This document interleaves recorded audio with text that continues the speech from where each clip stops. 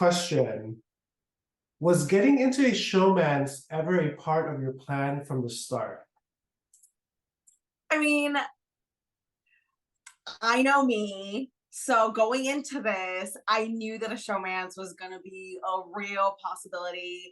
I'm super flirty and I love boys. So yeah, I kind of figured that I was going to get into a showmance. Did I think it was going to be Corey on the first day? Absolutely not. But it was such a great surprise. I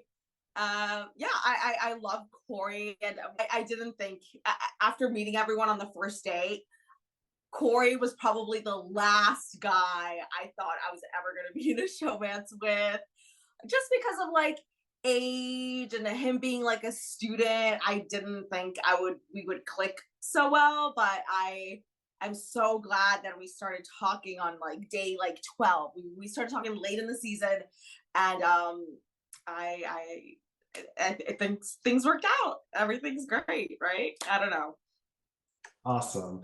Corey in the beginning said he didn't want a romantic relationship in the Big Brother house, but you seem persistent in wanting to be more than friends. What did you see in him that his original boundaries didn't deter you? Oh, geez.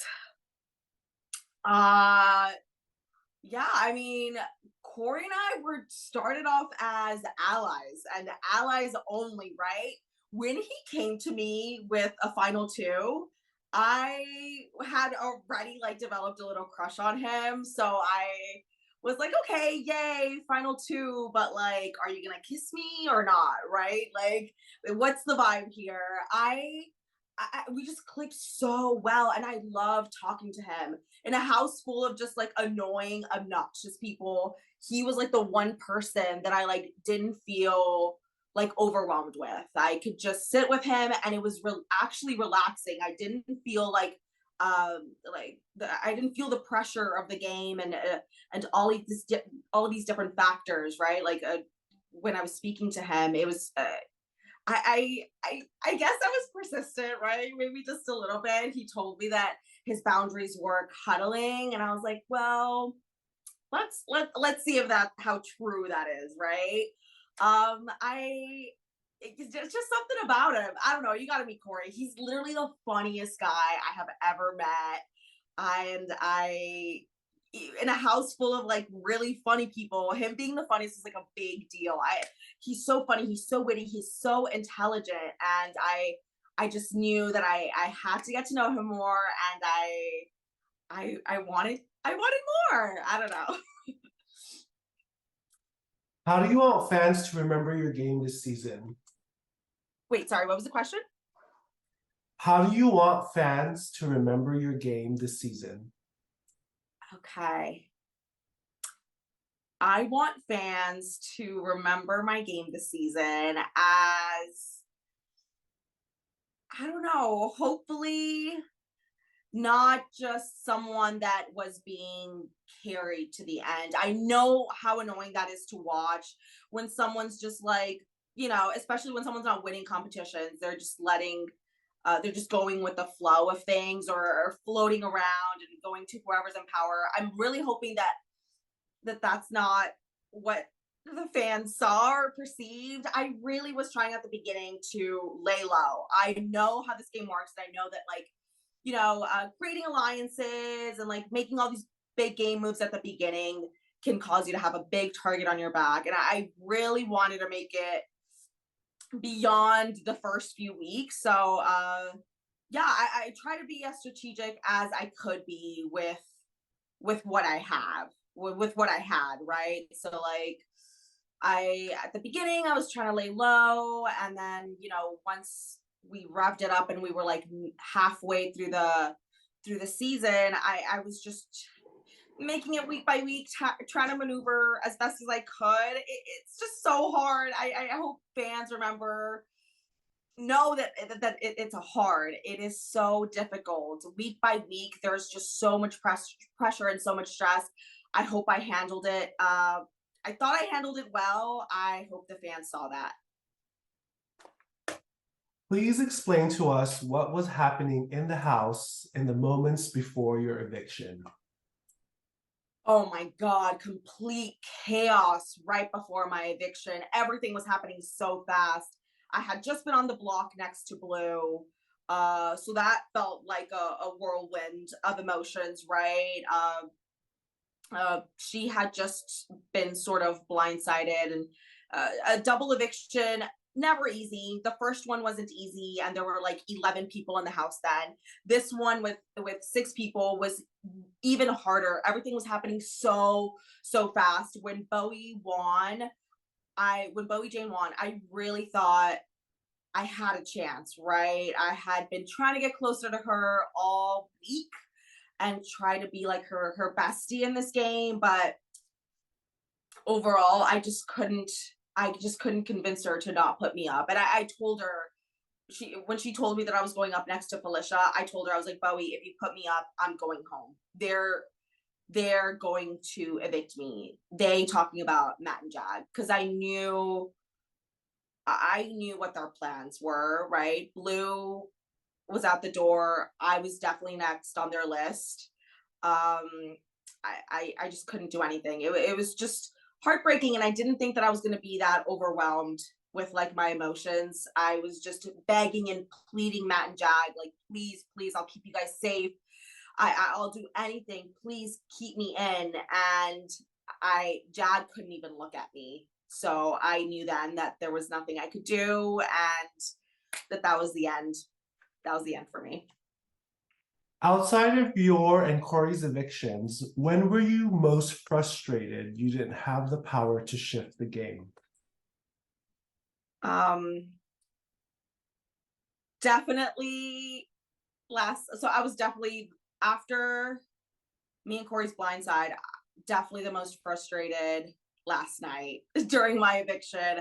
I'm looking at Bowie and I'm telling her, like, Bowie, do not put me up. I am gonna go home. They told me they want me to go home. Like, I heard that I'm next on the list. I'm next to go home. Like, do not do this. It was so frustrating because I just couldn't get through to her no matter what. She has like these like goo goo gaga eyes for Matt and Jag, and she's like in this sort of trance that I just couldn't pull her away from. At the end of the day, like, she's just so deep with Matt and Jag that I don't know. I was like, Bowie, come on, wake up. Like, play this game for yourself and not for them. She's telling me, she's like, oh, I have to put you up. I made a promise to Sari and I can't put the boys up. And I'm like, why can't you put the boys up? Like, they should go home. Like, it was just, Bowie has been the swing vote all season. She's been a deciding factor. She's been the biggest floater, but hey, it's worked for her. It was just so frustrating that I wasn't able to get her on my side. Why do you think no one has taken a shot at Matt and Jag? I think no one has taken the shot at Matt and Jag because no one but them have been able to win anything. Oh my God, they are huge comp beasts, not just in the physical comps, but in the mental ones as well. It is so frustrating. And these competitions are so much harder than they look. Like, trust me, I thought going in here that I was going to be some sort of comp beast, right? Like, I got the mental down, I got the physical, I can do it all. But no, I got there day one, and oh my God, that balance beam crash course was hard. And I just don't think anybody has taken the shot at them because they haven't been able to. And the only other people who have won HOH since like Cam is Bowie Jane. And Bowie Jane is their little groupie who will never put them up, will never vote to evict them. So that's that. As a BB super fan, was this everything you thought it would be? Any surprises?